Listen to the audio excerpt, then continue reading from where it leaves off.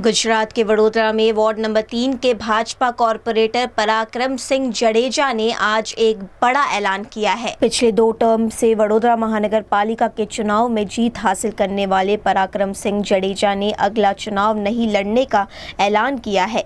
VMC में फिलहाल चल रही बजट सभा में पराक्रम सिंह जडेजा ने ये ऐलान करते हुए कहा कि अब वो कॉरपोरेशन का चुनाव नहीं लड़ेंगे। बापू नाराज हो तो नाराजनो सूर जुदो हो। આજે બાપુને બાપુનો મિજાજ છે, બાપુનો સ્વભાવ છે।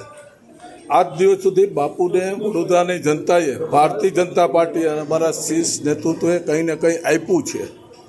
જ્યારે આપ્યું છે ત્યારે વળતા પણ આપવાની મારી ફરજ છે।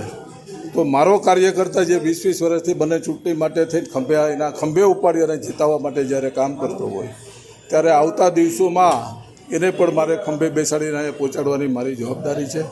અને એટલા માટે થઈને જ મિત્રો જ્યારે ચોમાસામાં વરસાદ આવે એટલે જૂનું પાણી જાય છે, નવું પાણી આવે છે। ભારતીય જનતા પાર્ટીની પણ હંમેશાની પ્રણાલી પ્રમાણે નવા કાર્યકર્તાઓને અમે ઊભા કરતા હોઈએ છીએ અને આ કાર્યકર્તાઓ માટે જગ્યા આપવા માટે થઈ અને મેં આજે મારો મેસેજ આપ્યો છે। મિત્રો દરેકને પોતપોતાનો નિર્ણય હોય છે, કોઈનો નિર્ણય બીજી વ્યક્તિ ન લઈ શકે। મારો નિર્ણય હું જ લઈ શકું અને બીજું હું ઈશ્વરને પણ ખૂબ આભાર માનું છું અને પાર્ટીનો પણ આભાર છું। મારી લાયકાત, મારી જરૂરિયાત અને મારી કેપેસિટી કરતાં અનેક ગણું ઈશ્વરે પણ મને આપ્યું છે અને પાર્ટીએ પણ મને આપ્યું છે। તો એમાંથી કંઈ ને કંઈ મારે પણ વળતું આપવું જોઈએ। આ વળતા આપવાની ભાવના માટે થઈને તેમને જાહેરાત કરી છે। હંમેશા રાજપૂત અડગ હોય છે ને એક નિર્ણયવાળો હોય છે। અમે રાજપાટ આપ્યા છે તો હવે આ તો નરેન્દ્રભાઈ કાયમ કહેતા હતા 5 વર્ષની સીટ છે।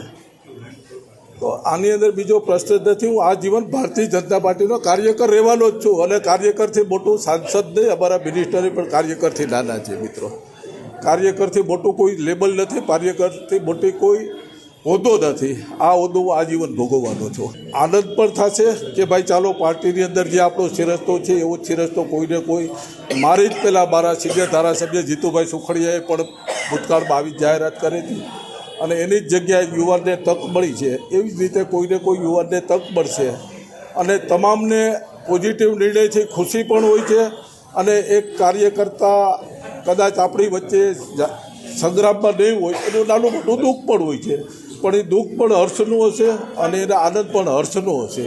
બંને વસ્તુ હર્ષ